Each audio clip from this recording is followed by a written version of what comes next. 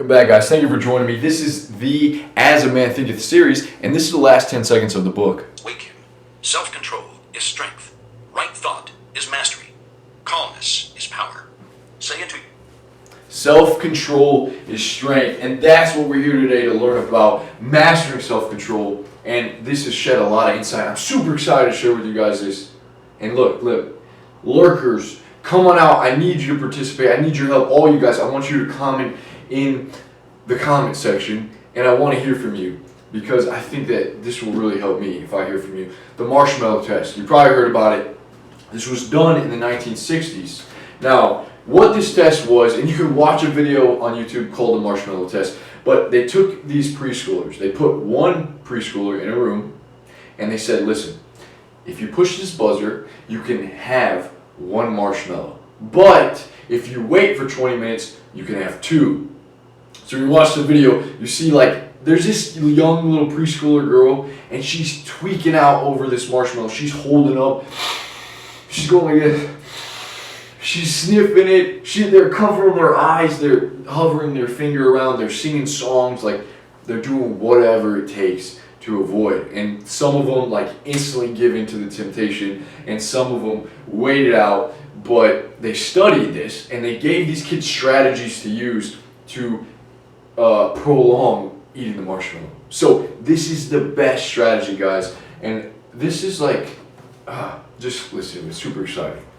This is hot versus cool focus, hot and cold. We're going to dive in a little bit.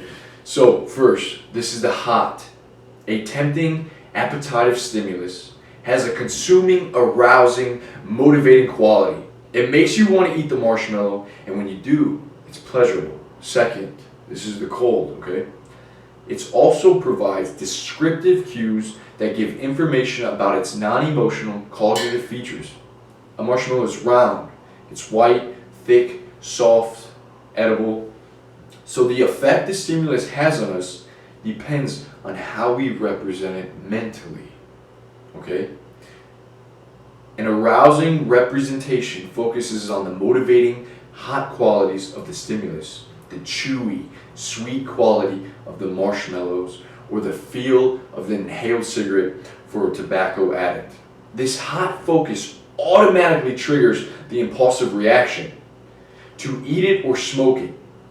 Now, a cool representation, in contrast, focuses on the more abstract, cognitive, informational aspect of the stimulus. It's round, it's white, it's soft, it's small, and tells you what it's like without making it more tempting. It allows you to think cool about it rather than just grab it. Aha, that was a big aha for me because you don't really look at your desires as the way that I think about them is very hot, and then I can also look at them in a cold way where they're not very desirable. So the hotter and the more salient the desired reward, the more difficult it is to cool the impulsive reaction to it. Let's move on. Now here's where we start understanding what this is all about. The power is not in the stimulus, however, but in how it is mentally appraised, how much we give praise to this. So if you change how you think about it, its impact on what you feel and do changes.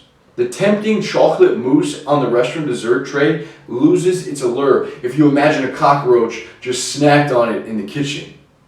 You know, when something nasty happens, when you find a piece of hair in your food, your appetite can be lost. I mean, not me, I'm going to eat that thing anyways, but you know what I'm saying. So, where was I? Although Shakespeare's Hamlet personified tragically unconstructive ways to appraise experience, he made this point insightfully. Listen to this. There is nothing either good or bad, but thinking makes it so. As Hamlet also showed, trying to change how we think about or mentally represent stimuli and experiences that have become deeply ingrained can be as futile as trying to be your own brain surgeon. How one might cognitively reappraise events more easily and effectively is the central challenge for cognitive behavior therapies, and for anyone seriously committed to trying to change well-established dispositions and habits. Now, let's go over a couple examples that This is going to change. Listen, if you're struggling with porn, masturbation, or orgasm, let's say PMO. So PMO is what we're trying to avoid. All you know, fat guys, the guys that are in the porn addiction, and you just know it's not good for you. How do you look at it differently? How do you master yourself? So the alluring factor of porn is what? Pleasure. When you watch porn, you see a guy fucking a girl, and you're picturing her, you're the guy, and she's sucking you off, and oh man, it just makes you feel so good. You're stroking it. You don't even think about the stroking. You just do it, and you do it for the pleasure. So pleasure, man. I don't know, but you get what I'm saying. Pleasure. Hot. Yeah, hot women. Fuck.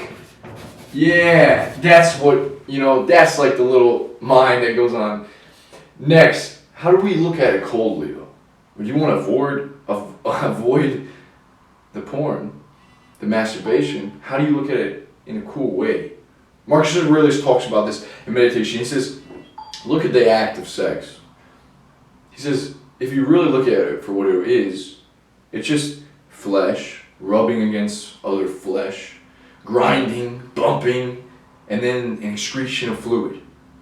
So when you look at it like that, it's not as pleasurable as think about ravaging some girl or what they do in porn, all these crazy fucking, moves. So flesh, grinding, and let's just say fluid. All right, fluid. Now, you see where I'm going with this. How easy is it to avoid if this is more of your mindset towards, this is more of your approach when being confronted with stimulus. I like that as an example for porn, but let's move on to some other stuff. I'm using a sock. Look at this, man. I'm using a sock to erase my board because I don't really have an eraser. But a sock works just as good. So, next one. And this is what I want you guys to comment on. And I'm hot and cold in the stimulus that you feel and how you avoid it. What ways do you look at things to avoid? So next, hot, let's talk about food. Okay, so food, dessert, the marshmallow, or, man, what's my favorite fucking sweet, man? Ice cream. If I have a tub of ice cream, then I'll just eat the whole thing. So I don't buy ice cream for the most part, but sometimes I do. So the hot would be delicious, sweet. That's freaking sweet and sugary. I love chocolate, man. I love that stuff. And just creamy. Yeah, creamy's good. It's creamy, and I like that. So, but if I want to look at it abstractly, what is ice cream is just milk. I'm kind of allergic to milk. It gives me like acne. It's just cold. It's in a little cardboard. I'm going out there with these, but you get where I'm going. So milk, cardboard. It's, what is it? Just ice cream. So when you look at it, hot and cold. Now this video might, and let me actually check how much time I got.